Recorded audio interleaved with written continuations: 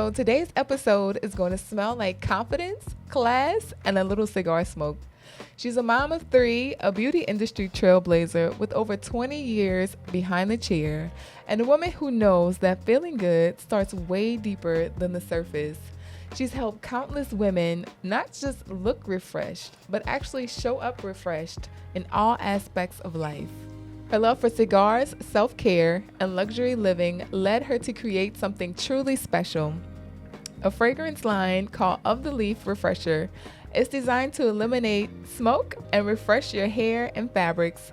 But more than that, it's her signature way of helping people smell and feel good, all while living boldly without compromise. Help me welcome the fabulous, the fearless, the forever fly, Miss Neici Earls. Yay! That was great. Okay, Neici, so for all those who may not know you yet, who is Neici Earls? Oh, that's a loaded question. It's like one of those things where ask me who I am and then I instantly forget, but we gonna try. Outside of being a mother first, daughter, sister, friend, hairstylist to many, I am just a girl who loves life. I love geeking out on things. I'm like a self-proclaimed nerd in a sense. And I just believe that living boldly, just being expressive and walking in your true identity and making your own rules. Okay, I like that. Thank you. We see you've got 20 years behind the chair. So what first drew you into the beauty industry? Ooh, I don't know exactly what drew me into it. I just know that I remember being very, very young and always loving to play with dolls. And I don't know if I'm about to tell my age a little bit, but there was this thing called She Sister. It was the girl version of the My Buddy. And I remember probably I was 8 or 9 years old and I cut her hair. It was blonde. Oh, so I cut it. And my mom used to have these black rinses around the house and I dyed her hair. And it was the ugliest, mousiest green you ever want to see. But I've always loved hair, even as a young girl, and just follow that passion. And things happened in life, and it was just it solidified that this was the direction I was supposed to go. Mm-hmm. Yeah. You say she sister. We call it. Oh, I called it kid sister. That's it. I'm Kid gonna sister. say, was it she or kid No, it sister? was I've kid been calling sister. the wrong name. It was kid sister. I don't know why I got she. I ripped the hair out of mine. She was bald. Yeah, just missing edges. No. And you had you had blonde hair. Yeah, she was blonde with a bob. She was a bob and mousy. I had a dark chocolate one. Really? With some. I guess she was Indian because she had straight hair. It kind of had a body wave. But yeah, I ripped the hair out. That was my first lesson in color theory when I was 9. I mean, that was as life size as it got was the kid sister because they were a was. big doll. I mean, it was a big body. Yeah. So you're from New Orleans? Yes. So what was it like growing up around New Orleans? And how was it finding your creative rhythm? Ooh, New Orleans is such a juicy place to grow up. Just kind of reflecting and just thinking back about childhood and all of those things. And it's so culturally rich. My mom wasn't very creative, but I was so blessed to have people around me who were. I had an auntie who just always poured into the entrepreneurial spirit in me. At the time, being a kid, you just want to be a kid, so you don't really get it. But looking back, she probably was the one who kind of poured into the entrepreneurial side of me, while my dad was super creative. He could draw, he could paint, he could fix whatever. He was very smart. And so having him, even though he wasn't there constantly or consistently, I should say, but having him pour some of that influence into me too was great. And also I have a bunch of uncles and they all are tradesmen, and so they would kind of be encouraging in that way too. So it was just a beautiful place to grow up, especially for a creative person. Yeah. Because it was kind of arts and crafts and everything was respected in New Orleans. You could just be your authentic self. So how has motherhood shaped your presence in the business or your artistry? Oh, that's a good question. Honestly, I kind of started both journeys at the same time. I was a teen mom. I found out I was pregnant at 19, went to beauty school right after I had her, and I didn't know what I was doing with either initially. But You did, though. I did. And so just really understanding that and respecting everyone's individuality and wanting to embrace that a little bit. But motherhood kind of gave me the structure that I needed for business endeavors, because you just can't leave a baby hungry. and you have to feed it, and you have to nurse it, and you have to make sure like you're changing and pay attention to its wants and needs. And I kind of use that same theory, or apply that same theory in business. Like, what are my clients hungry for? What do they need? What do they want? What's trending? What can I take and tweak in my business that'll kind of customize and personalize this experience for them? So that's kind of how motherhood helps shape some of my business endeavors. I like that analogy because I always say that motherhood is one of those things that being a parent, period, it just makes you better. It should make you a better person. Yes. And you start to kind of find all these good things that you were good at, and they just kind of lie dormant before motherhood. I agree. And then I feel like it inspires you to like want to be better, like a better person, a better human. And then it taps into a version of love that you never knew existed before you became a mother. Yeah. Seeing that you have over 20 years in the industry, what would you say has changed the most or stayed the same? Oh, the whole industry itself is completely different. One of the biggest, like 23 years ago, like there was no booking apps. There were not many people use websites, or there definitely wasn't social media.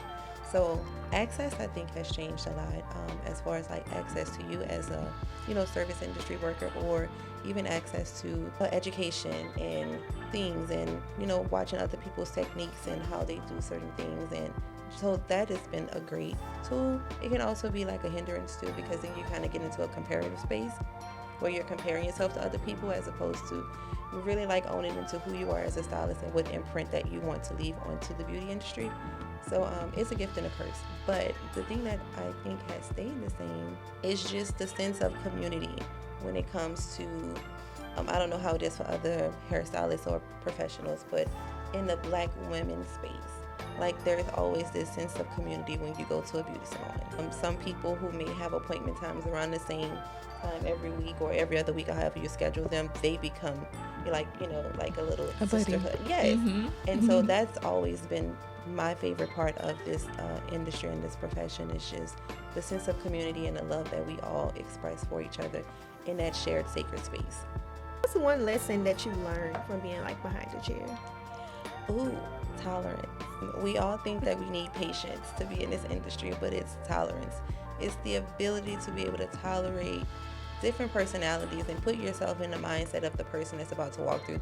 Like, put yourself in a mind frame to be prepared for the person that's about to walk through your door. Each client doesn't require the exact same version of you. And so you have to like just be mindful of that and be able to have the flexibility to change gears. Yeah, exactly. So that would be the biggest thing that I've learned, is just being fluid in that space. Okay, so we have a lot of clients that come here and they always say, oh, we're their therapy. What's one story or moment that reminds you of how deep your impact and purpose really is? Ooh, I have so many.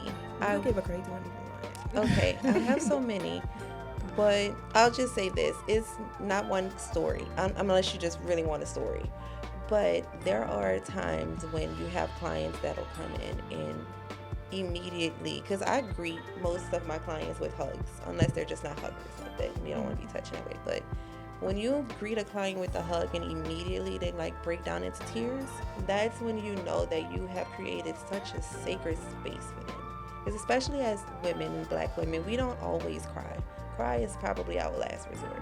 And so to see a Black woman who's always, head held high, strong, confident, all of the things, and then she just breaks down into tears the moment you hug her, that's how you know you've done a good job. You know what I noticed, Neici? Like when I come in, it's like your energy is very quiet. Yeah. And I feel like you're trying to read. I am. So you can gauge like how are we gonna because even like when you see the same person, they don't always need the same version of you. Sometimes they're just having I'm very empathic in that way, I guess. And so, I'll read the room. I'll gauge the energy. Like if we have a personal relationship outside of, the chair, then I kind of already know where their head is or where their heart is. But just for sometimes you just got to kind of read it. And you can feel chaotic energy when it enters your space. But that's if you're grounded in yourself, though. What do you do with that chaotic energy? Initially, I pray. Yeah, because I don't want to carry it. You don't want to carry it? No. But in regards to the exchange. Okay, so the exchange is always a quiet prayer. So I'll say a quiet prayer to myself. And usually I ask God to just guide how this appointment should go. And like if there is something that's on their heart and they want to get it off, like allow them to like be the one to bring it up. Because I don't ever want to pry. I don't want to be nosy. And so that usually, once we get to the shampoo bowl, it's either waterworks or it's a dump or it's something, right? So with the energy, it's chaotic. And so then you just kind of listen. And then I'm still praying these prayers because I need God to have the words. Like, it's not my thoughts. It's not my opinions. It's literally what God wants me to give to this person in this moment at this time. And if the moment requires a worship song and we just have a quiet appointment and just let tears flow, then we do that. If the moment requires something, funny or jovial to just kind of take their mind off of what's going on in their space because they haven't really laughed all week probably, we do that. So it just depends on what it requires. And being understanding that this experience and just this moment in time isn't about me. It's really about the client and how I can service them in a way that is beyond just getting their hair done. Yeah. Well, I love that. God always comes first. Absolutely. Everything. He's the answer. Yeah. Of course, but when you allow him to work through you in the service portion of it, and that's why I think that it's so important that we remember with the scripture. And I always revert back to scripture because I kind of, that is my reference. But when you allow him to, whatever you do it as if you're doing it for him. Yes. And then allow him to occupy that space. Like you always have the right words. You'll always give the great service. You'll always everything will always fall exactly how it needs to fall. And it'll be perfect. Agreed. Perfectly structured. Perfectly, And that's also like my way of giving back my gift to him because that's who gave it to me. Like I didn't come out of my mother's womb and was like, yep, I'm a hairstylist because that's my thing. Like he gave us these gifts and these things, and I feel like it's always a great way to worship him. But it's all too like how many, because in the scripture they talk about talents. Yeah. And it was like, oh wait, what is talents? Is it money? Is it coins? Like no, talents are your gifts. And the more that you utilize them the way that they should be utilized, the more he'll give you. And you're like, dang, I didn't know I could do this. And you find out you're getting reintroduced into new versions and levels of yourself that you didn't know existed because you're utilizing, your gifts. Yes, and it's such a freeing experience. It really is. Yeah. Okay, so how do you personally define beauty now compared to when you first started? When I first started, I had no idea what beauty was. You were just like, oh, I'm cute, so that's beauty. Right. No, but seriously, so when I went to beauty school with what would be technically like the PWI of beauty college. I went to John Jay Beauty College. Professors, like all of my teachers were white. The whole principle in the school concepts was based on whiteness or whatever. But European beauty standard. There we go. And so leaving that space and then coming into space that is literally like 100% black woman, because that's all of my clients. Like that's it. That's my demographic. You kind of learn over time what beauty is for you and for your culture and for the people who look like you. And a lot of times that has been by forcing people to actually embrace their curls or their hair, because we were all brought up in a time period where the European standard of beauty was the beauty standard. And so a lot of that erasure comes into the space. And also, so for me, I think beauty now is just whatever makes you feel good, like whatever aspect of that. But it has to be internal first. You can slap on as much makeup, extensions, lashes, skincare products, lipstick, clothes, whatever you want to do. But if that isn't felt on the inside, it will always show up ugly in some form of your life. I think that a lot of people are just looking for validation now more than before. So that's showing up to just, that instant gratification and the need to be validated. It is, and then it creates this monster inside of you that's always hungry for something because you're trying to fill this empty void. You're never satisfied. No, because the truth is you're not satisfied with you. I would say real fast, I know it's kind of diversional. Well, I guess all things are relevant, but the creamy crack era where we were just all into the straight hair, straighter is greater, and they cloned Tyrone, but then converting over into the natural state. It was a lot of hairdressers that were like, no, They didn't want to. we don't want to convert over. I can't do your hair, because they didn't understand the dynamic of Or they our charge hair. extra. They charge Like extra. if you're natural, extra $50. Your hair is coming past your shoulders, $100. Like, I just got straight we're up turned away. Right, but if we're being honest, even when it comes down to testing, I don't know how it is in other states because I've never tested state board wise in other states or gone through any cosmetology program anywhere else. But even when it comes down to like state board testing, like all of that was all rooted in European looks. Mhm. So you may have had a black woman who was behind a chair, but she learned how to do hair from the European textbook. There wasn't no section. There wasn't a section about natural hair and how to care for coils. So everything was about straight hair. Yeah. And so the resistance, I think, came not because they didn't want to, but they were just too ignorant to embrace the newness and figure out how to. But you know, the irony in that was we would manipulate our hair to look like it had the naturalness to it. Straw curls, rise sets, spirals. Like, what was that to get the volume? But the volume was already there.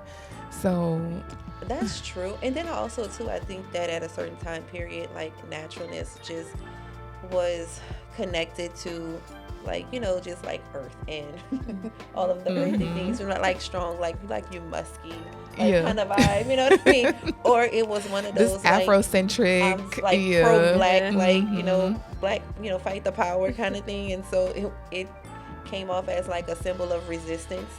But now it's just more of an embrace of love. Yeah, it's an embrace. But the Afro was that. It was the resistance of the European culture. And so you have a lot of people that is conforming to, like, you know, political corporate spaces. And so to not be resistant in the corporate world, then let's just conform to whatever this is. So we'll relax our hair to relax the people around us. Yeah. And I don't know if you've experienced that, but I have, where I had to straighten my hair to fit in.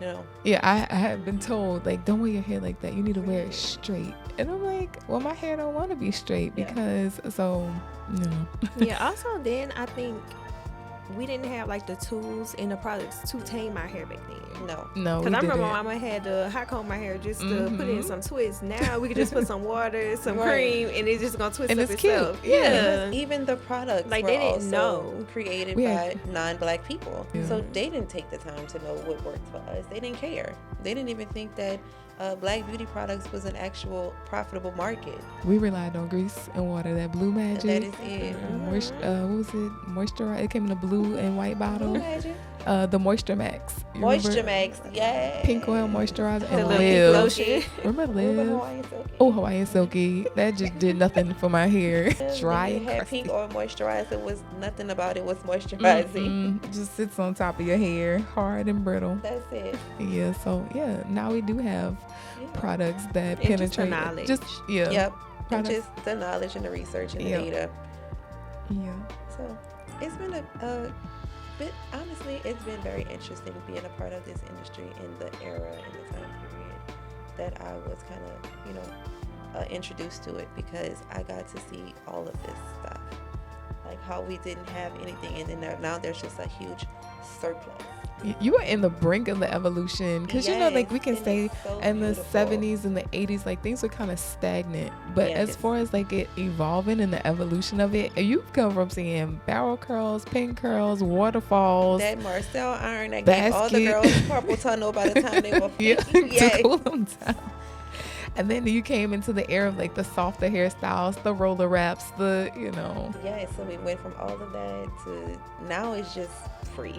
yeah, free, Whatever you feel like doing today. yeah. Okay, so was there a moment you almost quit, and what pulled you through it? Oh my God, yes.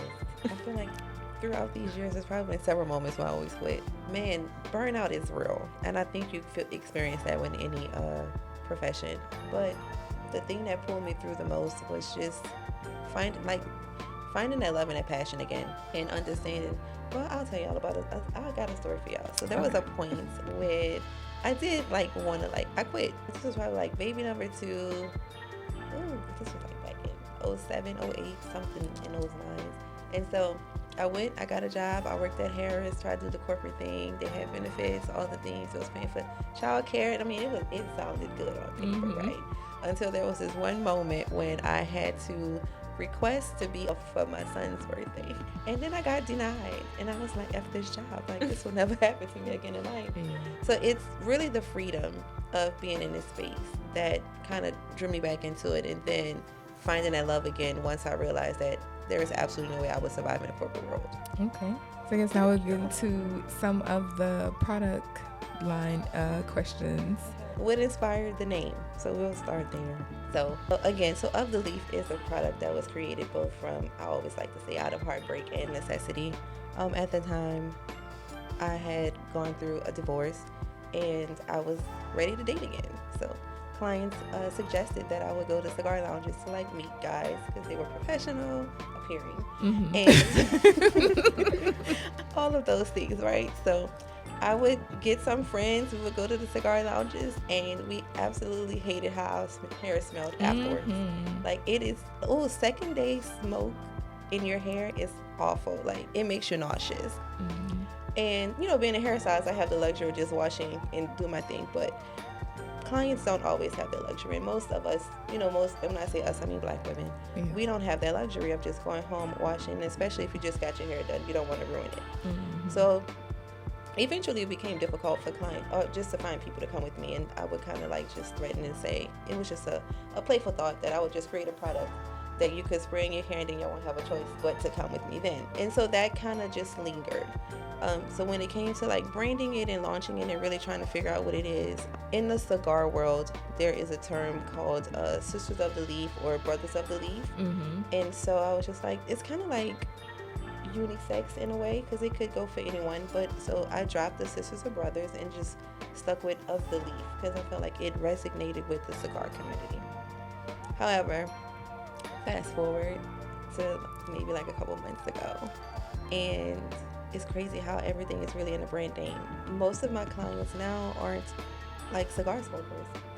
Like, they're just everyday women who love to smell good, who love their hair to look good, who want their hair to smell amazing, who just need a quick pick-me-up or a refresh on the go, you know, like for those moments in between moments. And so it's been hard to like talk about it like in such a passionate way because I feel so disconnected from Of the Leaf now. So I decided to like rename it and rebrand it. So what are you going for? So we're gonna go with Hour 25. Hour 25. Yeah. It's for those moments in between moments. It's for the time of day that people don't see. It's for, you know, the extra late nights where you have to punch it in to get a presentation done. Or when you have to sneak away for just like a hot cup of tea because you need a quick 10 minutes, right? So, yeah, so it's that extra hour in the day that no one gets to see, but you need that quick refresh to get you through it. There's nothing wrong with rebranding. That's why I have pencils have erasers. Exactly. I like that name. That's really cool. Thank you. I like both of them. Yeah. So whichever one you leaned into more, I like it. I don't know why. Like I never thought about the cigar part of it with the Of the Leaf. Yeah, a lot of people thought it was. But it was natural. giving like New Orleans-y, fleur de lis almost, kind of like in my mind. You know, everybody has their own perspective of things, and for me, that's where my mind went to. So yeah, I can see that. So yes, Hour 25 is where we're going. I like it. Thank you. I do. So Ash, you have some questions? Alrighty, how did your love for cigars evolve into the fragrance brand? So what's crazy is I didn't love cigars at first. So like the fragrance brand kind of came from just going to the lounges. Like I was really going to lounges to date and flirt and be cute. So I didn't really love cigars. And then when you're in lounge spaces, I don't know if anybody here cares to even go to cigar lounge, but for anyone listening, if you ever want to go to the cigar lounge for the first time, there will always be a man who will always offer you something sweet. Tell him no, you do not want that. Unless you genuinely just like sweet stuff in your mouth and on your palate, because you will really, really taste the sweetness. And I'm not someone who kind of gravitates towards sweeter things.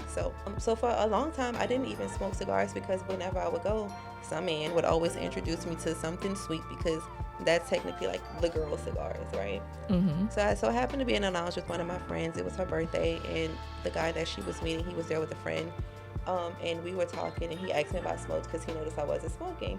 And I just griped, like I just dumped on him, and I was like, I want to, but every time I'm here, someone offers me something sweet, and I hate it. So maybe a few moments later, he went to the cigar humidor, came back, and he offered me a cigar. It was from one of his favorite brands, Arturo Fuente. And I smoked it. I didn't even know cigars came in that small of a size either. That's a whole nother thing. Like, cigars is like a lot Big, to learn. yeah. But I'm a nerd, so I had the time. Anyway, so it was a Fuente. I smoked it and I fell in love instantly.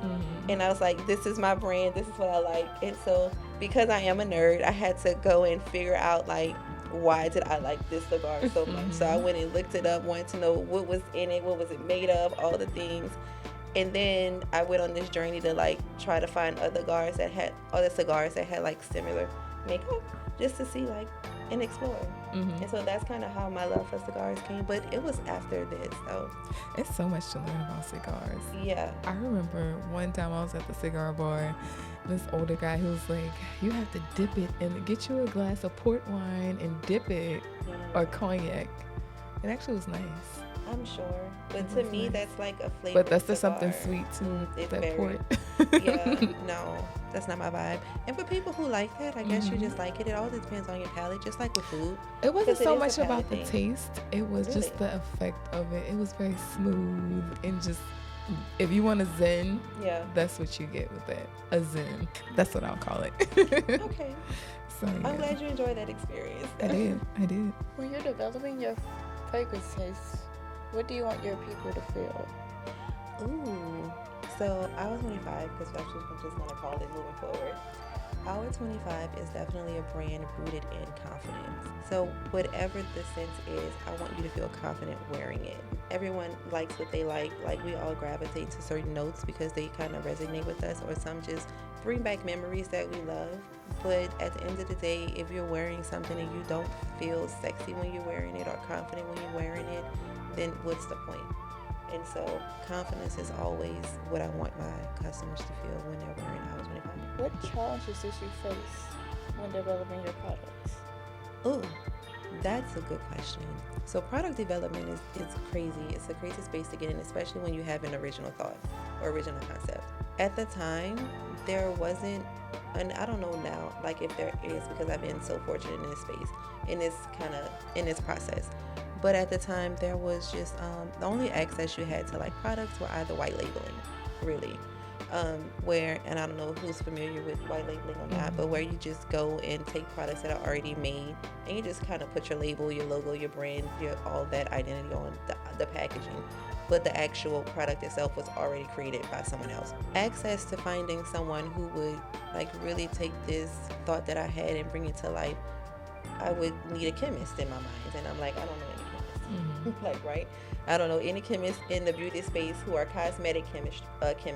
Until one day, and how you said earlier, I love how you said earlier, when you said, like, God uses everything or God doesn't, what did you say? Oh, Something about Can't God remember uses all the verbatim. things, something in that way. But God will literally use everything in your life to, like, make sure that his purposes for you come into fruition. So I was on Snapchat one day, and I'm just scrolling, and I come across a snap, and it's from a client of mine. She used to be my client, like, many years ago when I was in New Orleans, and she was going to school at Xavier. She graduated from Xavier, moved to Texas, but she had created skincare products, and she is actually a chemist. And so I reached out to her, and I was like, girl, I've been having this idea in my mind for, like, a while now. How would you feel about creating this for me? And that's literally how it came into fruition. But the biggest challenge, I would say, is just finding someone in that space. So if you have an original thought, as far as a product or of anything goes, you definitely want to find someone who can bring that to life for you. And it's not always easy. You probably would have to look under the rocks. Literally.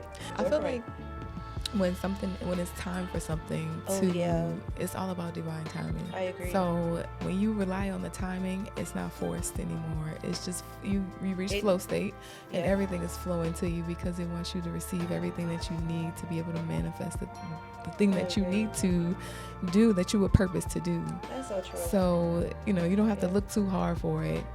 That's you true. You become a magnet for everything, because now you're on that frequency.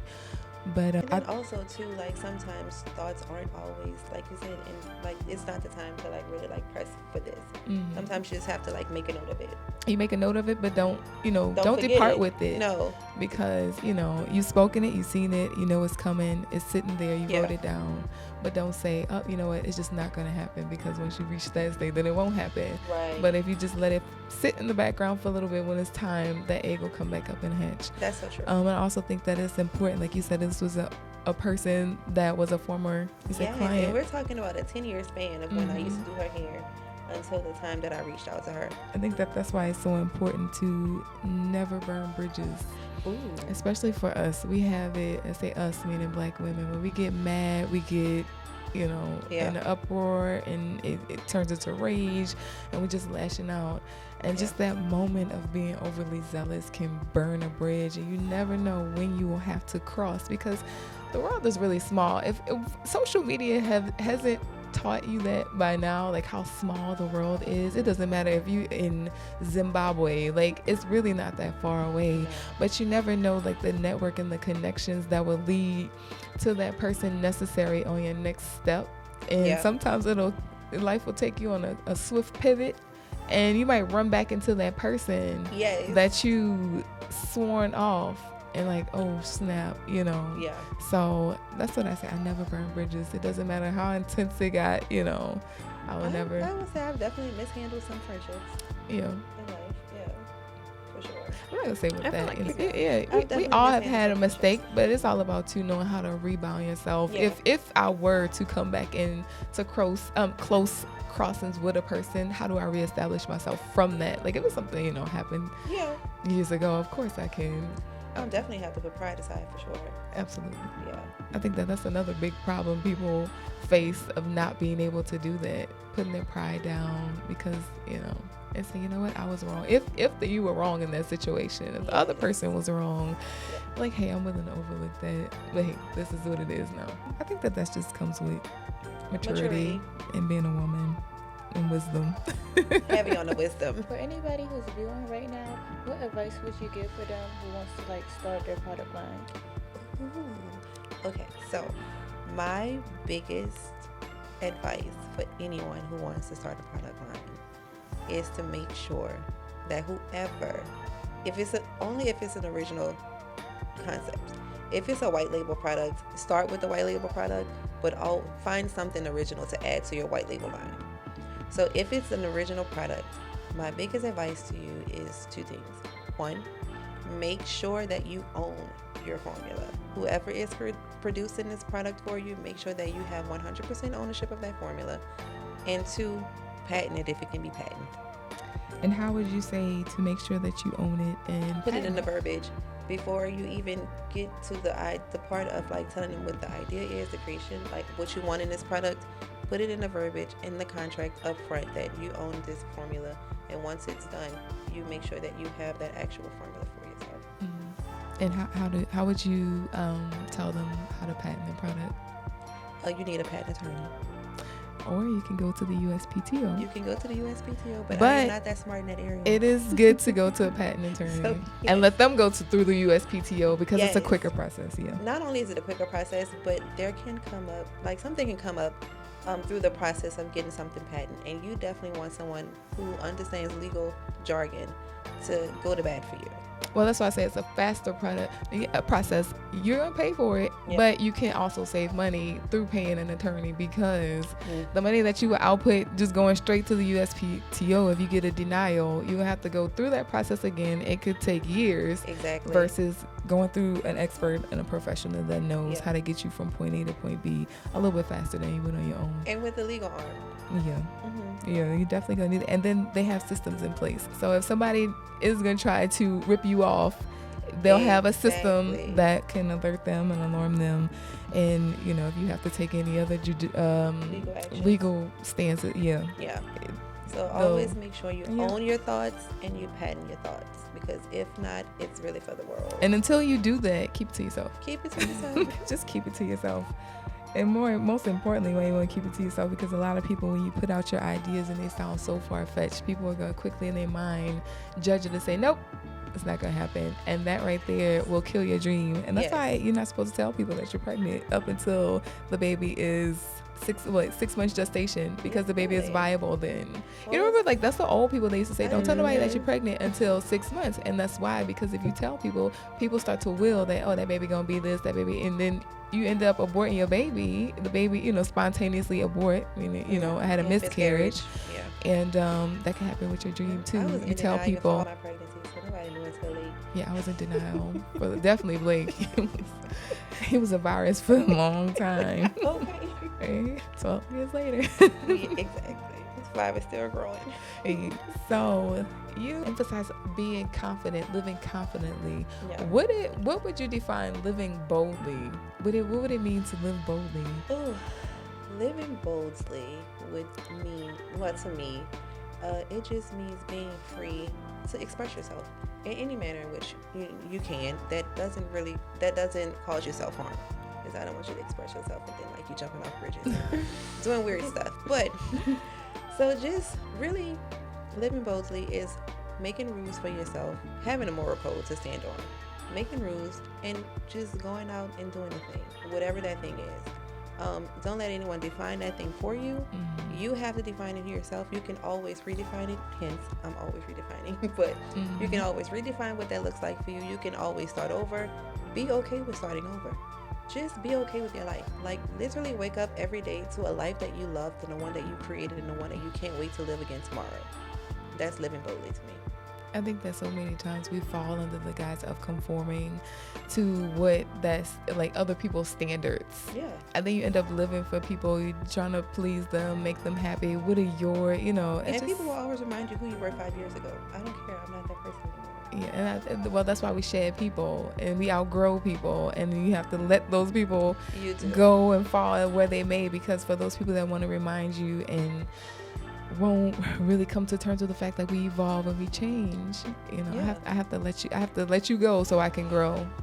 Yes. Bye. And sometimes it's you that you have to let go so you can grow. Yeah, the old versions of you. I call it the chrysalis phase. I love that phase. The what phase? Chrysalis. Chrysalis. Yes. Define it. Okay.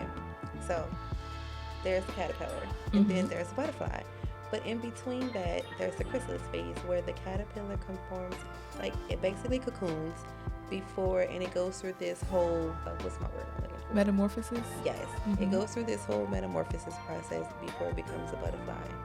But in the chrysalis phase, the caterpillar goes into the cocoon with everything it already needs to be this butterfly. It just has to share this caterpillar mentality, because now it no longer crawls. It's going to start flying at some point. So you can't have the mentality of something that's still crawling on the ground reaching for crumbs if you're going to be flying. And then it emerges into the world as a butterfly. So the chrysalis is just the cocoon phase where you're like shedding the old version of yourself, and you're protecting what is supposed to come next. And yeah, so I love that space. Sometimes you have to cocoon and like just go into a space where you're protecting yourself. Yep, solitude. And you have to silence the outside noise. Sometimes it comes with detaching from certain friend groups or certain habits, and really just like going deep within yourself to figure out and allow God to show you what versions of you are going to emerge from this phase, and go with that. So many people are afraid to be alone. It's crazy to me. I date myself often.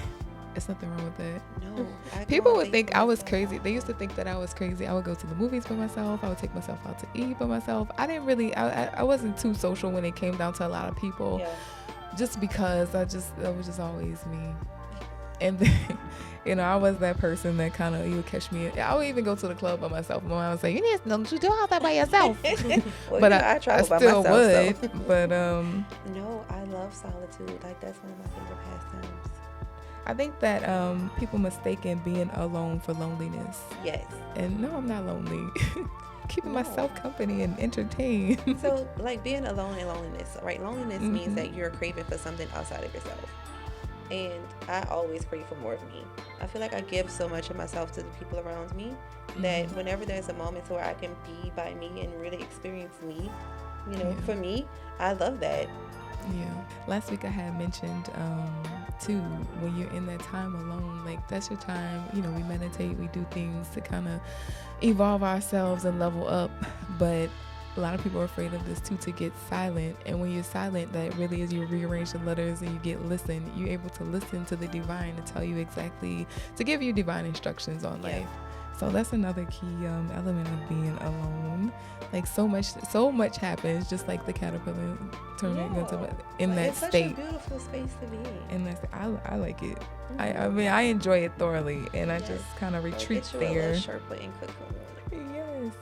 So, what would you say your first version of success looked like, and how has that changed now? My first version of success looked like, personally or professionally, it doesn't matter. It doesn't matter. Okay. So my first version of success looked like booked and busy, right? Yeah. Like we all want that booked and busy schedule. But now success to me looks like my children and how they show up in the world and how they experience my love. So doing less and being more. Yeah. Yeah, that's a great way to say that. Yeah. Mm-hmm. Doing less and being more. Yeah. I think that, like I mentioned before too, a lot of people, they mistaken being busy for being successful. That is not the case. Like being busy and being productive are two different things. Very much so, because I have definitely found myself doing what I call busy work, and I was like, I've achieved nothing today. You're just overwhelmed and just, you're depleted. Yes. I don't have nothing left. No, for anybody. Burnout. That contributes to the burnout. It does. Yeah. It does. No, so I like to be booked and balanced. That's my body. When you don't feel your best. When I don't feel when my you best. don't feel your best, how do you maintain your level of confidence? I just put on lipstick. That's what I was thinking. I don't need no other makeup. No. For some people it's eyelashes. For some people it's lipstick. No, I just put on lipstick. I put on lipstick, and then I literally just go walk to the grocery store, and then I get compliments on my lipstick all day. And here we go, we're back. You know what? For me, it's my lipstick and my sunglasses. I need my sunglasses. Yes. Yeah. But honestly, mostly when I feel like that, my period is near. Yeah. Yes. But you know what? And then I'm like, yes. I'm like, my period is there. And then I was like, let me go see. And I was like, oh, that's why I'm tripping. Let me put some lipstick on and go out the house. But in that, you know that, hey, this is just temporary. It's temporary. And you can shift gears pretty quickly, because I get like that too. If you ever feeling moody, girl, check your period calendar. So of the leaf, it radiates sensuality, sophistication, soul. Can you explain all three of these energies that are embodied in your brand? Yes. So sophistication to me is like refinement. Like I hate things that are overcomplicated. And so anything that's like sleek, simple, like just straight to the point. Yes. Like I love that. It gives a very classic, timeless feel. That's why the packaging is very minimal. Like I love the packaging. Thank you. I think that's what draws you in. It's just that clean. Yes, I love clean looks. And as far as, what was the other thing I forgot? Sensuality and soul. Soul, sensuality. Apparently I have that. I don't even know how I get it, but I have it. No, you do. I think it's just in your natural essence. It's in your aura, in your auric field. It can be so frustrating sometimes, though, because I'm trying to have a serious conversation. And it's like, I need to take me seriously. But, so that's just who I am, right? And for a long time, I tried to, like, not be that. Because I was like, I'm just gonna button up all the way, like wear a turtleneck, and then I'm like, that doesn't work either. So, but I wanted something. So sensuality in the brand is like the warmth that you feel when because I want things to always feel like juicy hugs. Like I love hugs. And then the last one is soul. Is like, if I don't believe in it and if I don't feel it like deep within, like if it doesn't evoke an emotion out of me, then it's just not gonna happen. Yeah. So I have to believe in it. I have to feel it, and it has to feel right and natural to like me as a person, and then that extends into the brand. You were saying sensuality. You hate that part. You want to button up, but that's almost your superpower. And I feel like once you understand how to wield that power, that energy, like you can use it for exactly your brand. You can use it for what it was really intended. It took a lot of self-work to not. Because with sensuality, especially as a woman, I'll say this, and I don't always talk about my physical appearance, but I'm kind of cute. No, you are. You're beautiful. So, you're beautiful. So when I don't see myself as that first, right? Because in the root of who I am, I'm a nerd. Like, I'm a nerdy girl. I was a tomboy growing up. I played with my boy cousins. My hair used to be all over my head. Like, like I'm that girl down to the core. And so sometimes I forget that I am externally pleasing. So with that being said, a lot of the times men will take gestures incredibly wrong. Like, I would just genuinely be a nice person. I would smile because I'm from New Orleans. Is how we greet people. Like, we greet people as if they were cousin. Like, it just is what it is. And so being friendly and approachable and physically pleasing, they would always take it as like an invitation to do more. And so that kind of is why I started to like want to not be so shy away from it. Yeah. It was very frustrating. And but like I said, once you, and you know what? And I just told somebody, I referred somebody to this book yesterday. Read, it's by Robert Greene, The Art of Seduction. Yes. If you haven't read it, yes. You sound like you have. I listened to the audiobook. Yeah. So, hey, same it's so thing. long. But in that, it's just like, you know, not putting down, you know, people misreading, you know, and you also don't want to mischannel that either, your energy. But once you, like I said, use it and pick it up, it becomes a tool. It is. And literally, you can just get anything you want out of life, you know, literally. Yes. And it's so crazy how far just being nice. Learn how to operate. You got to learn how to operate it and also be okay with people who may misconstrue your intentions. Yeah. And then you have to have the confidence to be like, that ain't what I was trying to say. Like, that ain't this. I've skirted a lot of people in that way. If you don't like get those people so that you can correct them, then clearly you're not, you know, what are you bringing?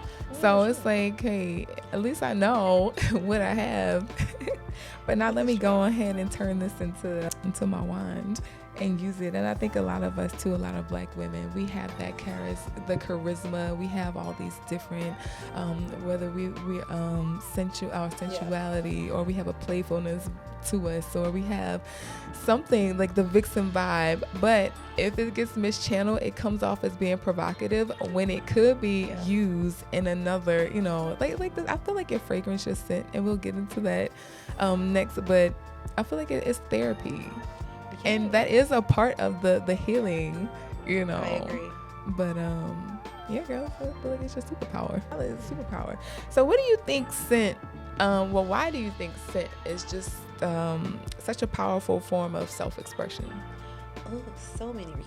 So one, we absolutely should pay attention to the scent that we bring into a space.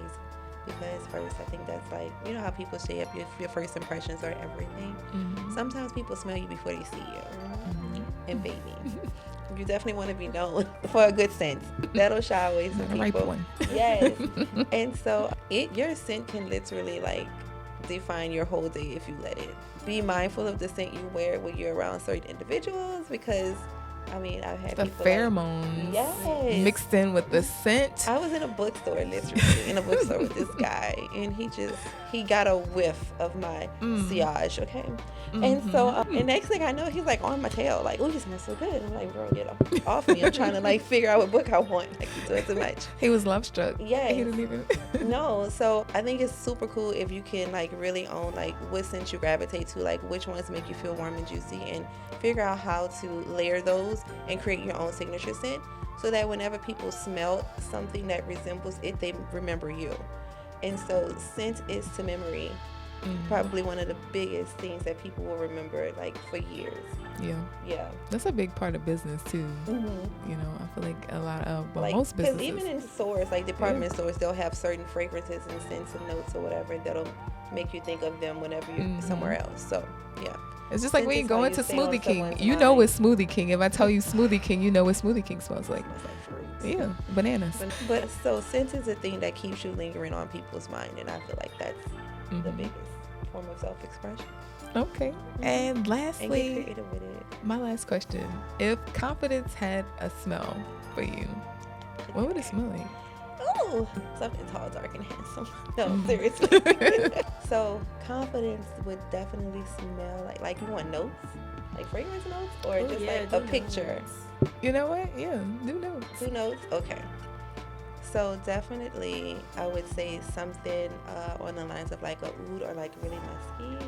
Because I just think when I think of confidence, I think like broad shoulders and like a wide back. I don't know why. And then, but I would soften it with like something floral, either like a ylang ylang or I love it. I do too. So I would soften it with that. And then I would give it just like a little pinch of like bergamot just for like an energetic boost. Because I feel like you have to have like this certain kind of gait when you're confident. Like you can't be sluggish. And so like that would be like the energetic boost. What about woodsy? Woodsy, yes and no. Woodsy to me seems more like maybe for like more grounding or rooted purposes. So It depends on who's What about, like, wearing a it, I little guess. sandalwood? I like Yeah, sandalwood. I love It's good. Sandalwood and vanilla. It depends on who's And wearing. my I love a good favorite- vanilla. Vanilla isn't, but vanilla is more like a gourmand, so it's not really like a woodsy flavor. But when my favorite woodsy scent would be a patchouli. I love patchouli. I feel like patchouli is one of those top notes and one of the most renowned, timeless. You know where I'm going, probably Mademoiselle. Yes. One of the notes in that, and it's just like a lot of my fragrances. I feel like have that patchouli in it somewhere, Yes. and I feel like Patchouli, it takes amber, bergamot. You're I love probably the gonna amber find one. those Yeah. in any kind of scent. So yeah.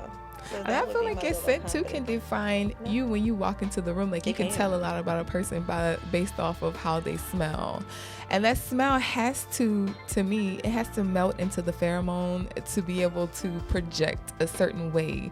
Because if you are a classy woman wearing a certain perfume, you gotta register that scent a lot different from somebody True. else wearing that same scent, and you're Have like, you I ever seen don't. the little meme or whatever it was? It was like, make sure you wear cologne that matches your face. I have not. I have not seen it. But that's a good one. Girl, you know how many times I have like, ooh, somebody smells good. And Then I you turn turn around around. and, Ugh, yeah. sir. You. That was, No, I was in Walmart. that and the scent old was man, not he meant for you, smelling sir. So good. I was like, damn. Right? Yo, That's you. I can't even say who. Exactly. You can't tell him anything, girl. Well, hey, or maybe you could and he'll buy you lunch. You just never know. never know. Like, I what don't is that? You know. smell He was a okay. little bit too old for me. Hey. Sir, that was not meant for you. It was, not It was supposed to for wear that. somebody's. Yes. Somebody grandmama. Right. But no, I agree. Oh my goodness. I wonder what he was wearing. No, I should You have know? asked. No, I just was like, ooh, and then it like stayed on the aisle, and I just kept looking back, like, Making sure. yeah, what making is sure it was you? him, right? Yeah. To me, that is sorcery at its finest. Man, Like, tell me man. about it. Got sent Witchcraft.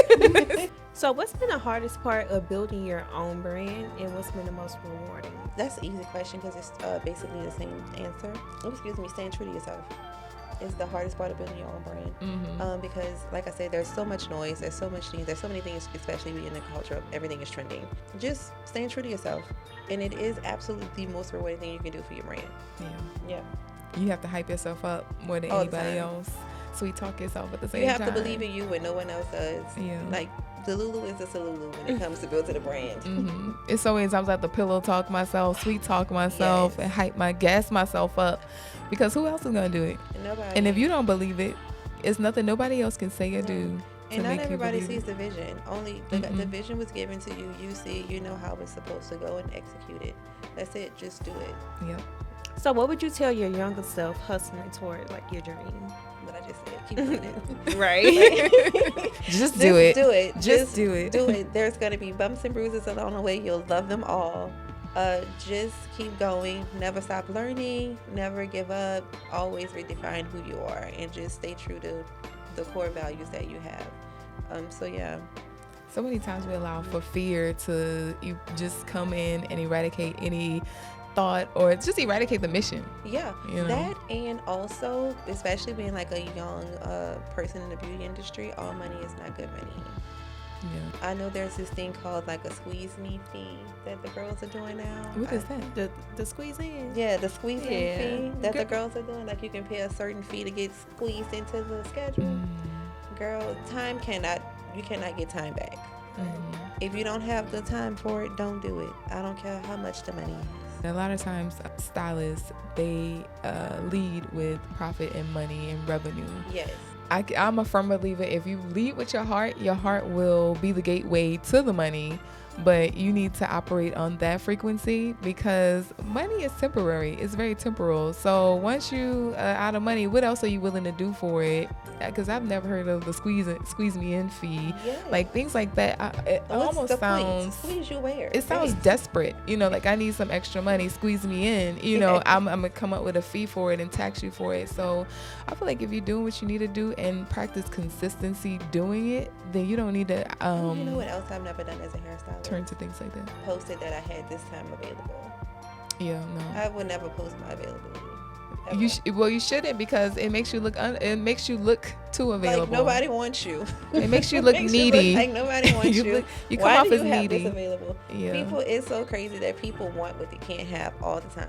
Mm-hmm. And so if you are, I don't care if I had a wide open day. In my mind, that's self-care day.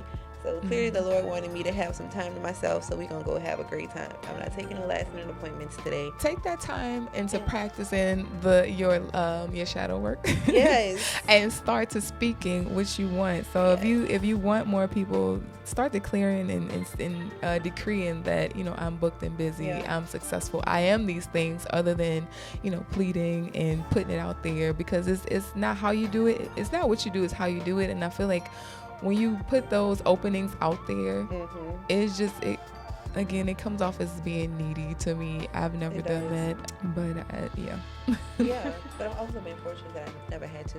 I am thankful for that. So I don't know if it's those same people that I said that come in hard, come into the industry hard, strictly running behind the dollars. Not absolutely. Realizing the money is going to come with it, but you have to just operate within your purpose. Yeah. So who or what taught you about resilience? Life. But I don't know about a who. So my auntie, she was also my nanny, and she had a daughter that was about 7 years older than me, but she passed away when she was 15 from leukemia. And I don't know how she navigated those early years. Mm-hmm. So watching her still embrace life with optimism definitely taught me a lot about resilience. Yeah. I think, in those moments too you say your nanny was faced with loss. Yeah.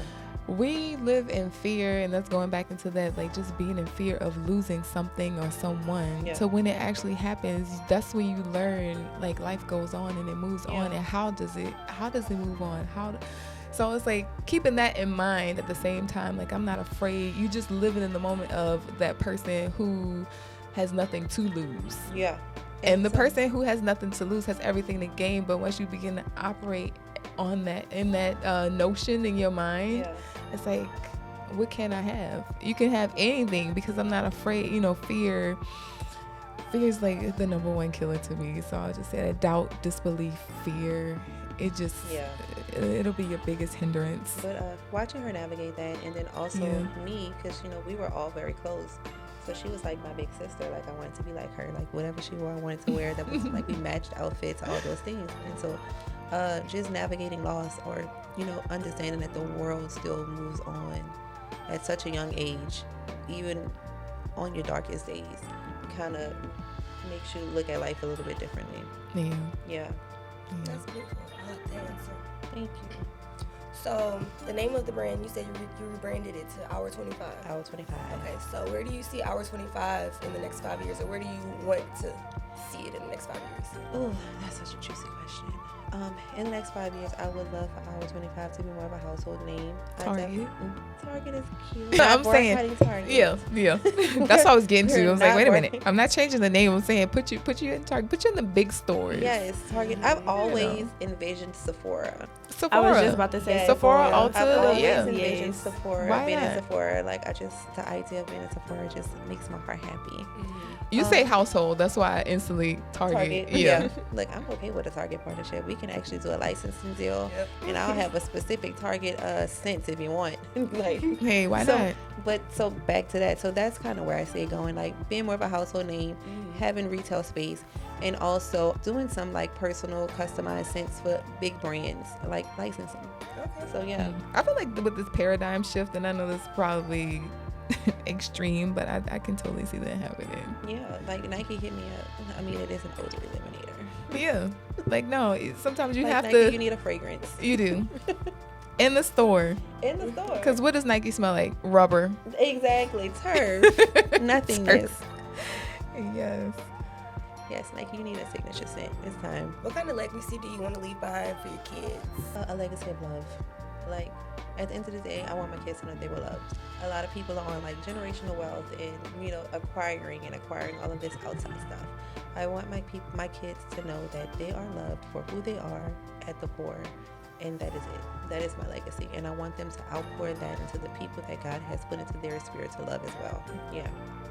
I feel like love is the key for everything. Yeah. It You should know, be. When you operate out of love, Yes, it should be. like, It should the be your heavens guiding open post. up for you. The universe be guiding opens up post. for you. But when I want to leave behind, you know, generational wealth is subjective. It is so. So what's wealthy right now in today's day and age will be coins when my So- kids are. Two things. Like, so one, my great grandfather did that thing, right? He left Mhm. behind what he thought would be generational wealth, like family home, all these things, and I've seen how that does not get appreciated by certain generations, and so that's lost, right? And then, do you remember? Have you ever followed like the Alec Murdoch story? No. Oh, girl. Okay, so there was this crazy little palm color person, and he came from a Beige. family. Mhm. He came up from a family that basically they were all attorneys, and they kind of like owned, like ruled the town. They had power in the town for like 100 years. Well, all that went to his head, girl. He ended up murdering his son and his wife. Got found guilty, tarnished the family's name and legacy and all those things. And so for me, I just see how generationally, like certain generations just don't appreciate the grunt work or the brunt work of what you were trying to do when you were trying to build a legacy when it comes to acquiring stuff. Yeah. But love transcends all that to me. Like, love is how you break cycles. Love is how you propel your next generation forward and to believe in themselves even more. That's how you grow anything generationally. Yeah, I agree. Yeah, it's the gift that just keeps on giving, Mm-hmm. and you can never run out of it. One of the things that I include in motherhood for my children, and just I feel like in motherhood, but it's just all the way around the board. I love everything. I love You are everybody. loved. Yeah, You I are am. so I loved. like to think that I'm the personification of love. You are. And I want to You just push that radiate out. it. And I feel like, you know, when people meet me, if you don't feel anything, know that you feel that. You That feel part. So, yeah. So I guess we'll go in closing because I want to smell these scents. What message would you want for every woman listening to take away from this? Girl, love yourself. Hey. Like, just love yourself. Love yourself. Believe in yourself. Like, you can do literally whatever you want to do. Do it. If it's a small thought and you don't, please feed it. Take away all of the negativity. There's so much negativity around us. Like, you can find negativity wherever you want to find it. But believe in yourself, keep pouring into you, love you, and everything around you will grow and be fruitful. And I just want women to just live really juicy, rich, warm lives. That's it. And because you want that, it Yeah. returns back to you. Oh, that's cute. So yeah, it's cute, but it's true. Like, you gonna receive that, okay? Not as Yes. cute things. You receive that. You I want all receive these that. things for everybody else, but I that's do. because you want that for I yourself. just want them to be juicy So, and rich and happy. That's it. So do you have any rituals, any daily mantras that help you feel grounded and refreshed at the end of the day? Ooh, a hot cup of tea. Mm. That is my favorite. A hot cup of tea. What kind? So it depends on the day. Some days it's like a combination of peppermint and chamomile. Mm-hmm. There's this really good one that I like when I don't want a cocktail, but I'm in the mood for a cocktail. I just don't want the alcohol. I love old fashions. I am such a bourbon and whiskey girl. Like, Mhm. that's my vibe. I love old fashioned. So there's this tea brand called Honey and Sons. They have a black cask tea, which gives you that very smoked, woodsy kind of feel that you would get from bourbon. And I would take that, put a little agave in it. Sometimes I do honey, but a lot of times I like agave as my sweetener. Mhm. And there are these orange slices that I get from Trader Joe's, and I Mhm. kind of muddle it. And it tastes like an old fashioned at the end of the day. That sounds good. So yummy.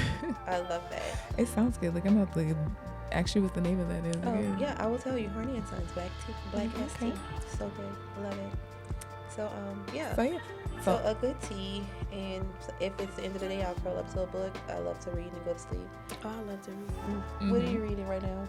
Oh my God, I'm not reading anything. I'm actually writing.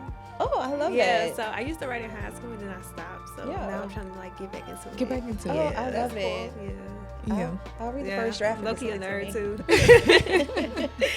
Okay, my black nerds, yay!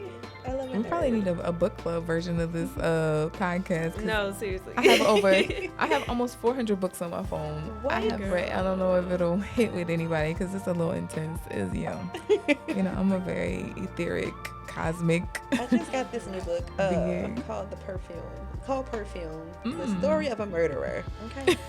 Now I saw a movie about it. I didn't even know it was like it came from a book. It was adapted from a book, but girl, the movie was crazy. It was set in France, like it's like a time period piece, probably like back in like the early 1900s, maybe late 1800s, I don't know. But it was this guy, he had like the nose probably better than the bloodhounds. Like he could smell anything from That's like Blake. miles away. That's my son. Like it was I'm his serious. nose was insane, girl. He got a whiff of this one woman down an alleyway. He was probably like 3 blocks away, and he became obsessed with her scent. That's not Blake. And he wanted to know. He was crazy. I'm sorry. And so, girl, he started like murdering people to like capture Lord. their essence, girl. Never mind. And he would like, he would put them through the whole distillation process, girl. It was crazy. No, but the intensity of that book, it sounds like it's up and down. It's And so I was like, so then when I realized that it was actually a book, I was like, I have to read this because now I'm obsessed. So yeah. No, I can't wait that to sounds really dive into good. the book. No, I'm gonna have to listen to that like on Audible or something. Look, I probably just go ahead and put up a mic and just read the book out loud. No, you could, especially one of these Yes. ASMR books. Yes. Yeah, I don't think anybody will like the books that are. I'm not saying anybody will like, but y'all probably not interested in like Manly P. Hall and stuff What like is that. Manly P. Hall? Tell me. So Manly P. Hall, right now I'm on rereading because I like to go back and reread the books from the past. But Initiates of the Flame. What's that about?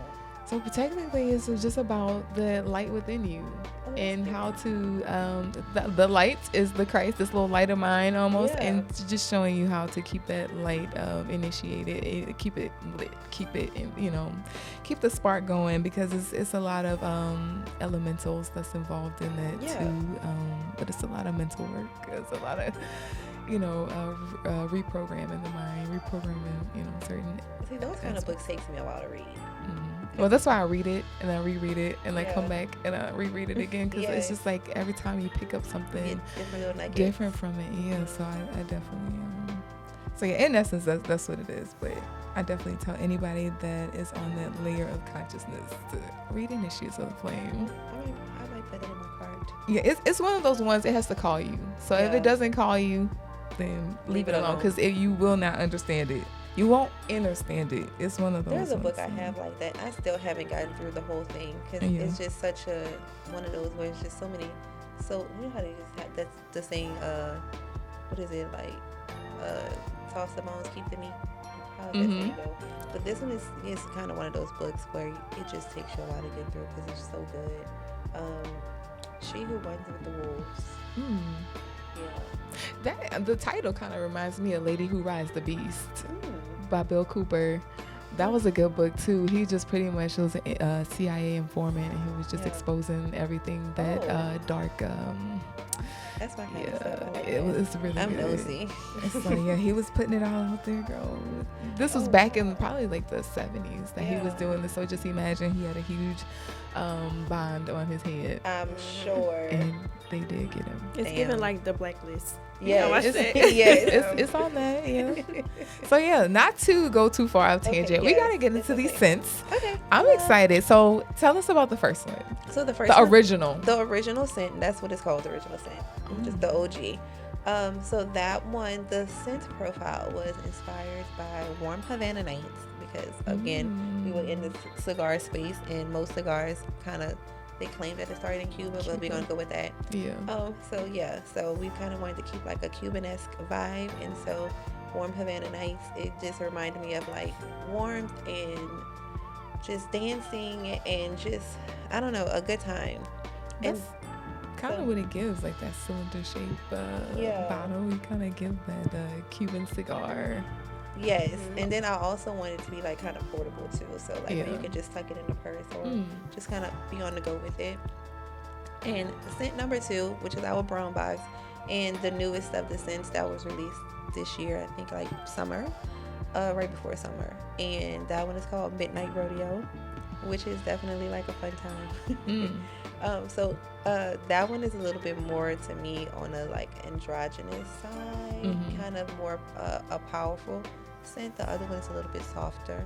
So I always kind of go back and forth between the two depending on my mood. And if I'm somewhere in the middle, I'll like just blend them together and wear them together. Okay. Yeah, so. So layer them. Yeah. So can we smell them? Yes, absolutely, please. I'm gonna spray it and then let it dry down. I do know that it's a refresher, so it goes. Yes. But you can wear it. I wear it as a standalone sometimes, but I also love to just layer it. Depending on what I'm wearing, I will just like finish like a little halo. The first thing that I'm getting off of this right off the bat is the orange. Yep. You guys, I'm let you. I smelled it when you sprayed it. So Oh, you I think like that. Oh, thank you. You like that one? Yeah. Molly been holding that one for me. Spray it on you, and we're gonna talk about the dry down. So on the top note, what I Make sure originally that- what I automatically register on the top note is the citrus. Yeah. And as it's starting to dry down, it almost gets like this powdery essence. Yeah, this one is very powdery. So it's giving powdery. So I guess that's the musk. Yeah. It's peachy patchouli. too. Yeah, this one is kind of peachy too. Yeah. I'm getting a peach That- on the back end. That is peach. So that one you would have some peach, mandarin peach.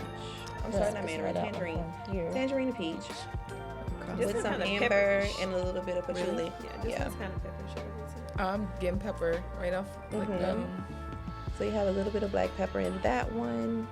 And it's so crazy because I Some bourbon hate vanilla. black pepper really? Really? and patchouli. Yeah, I love patchouli. I hate it. Really? Oh, so you don't like real strong. But you know But what? this That one might smells change really as you get good. older. It It may does. change because it's scents that I didn't like when I was younger, and as I get older, I like. You know what? I absolutely love this scent. So It's like a scent you can't stop smelling.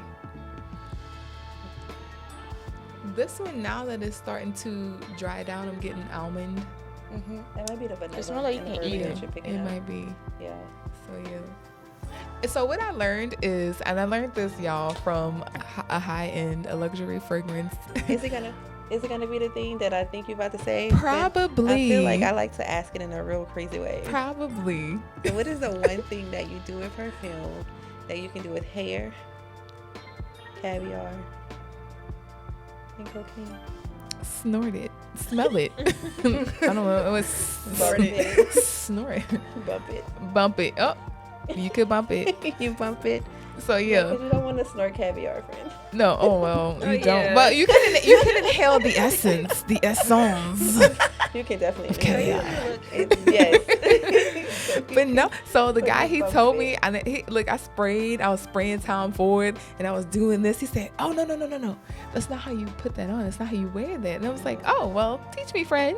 And so he says, let me show you. So he sprays it on me, and he said, before you do anything, he said, you wanna pat the fragrance, because if you rub it, you'll bruise the Yeah. scent.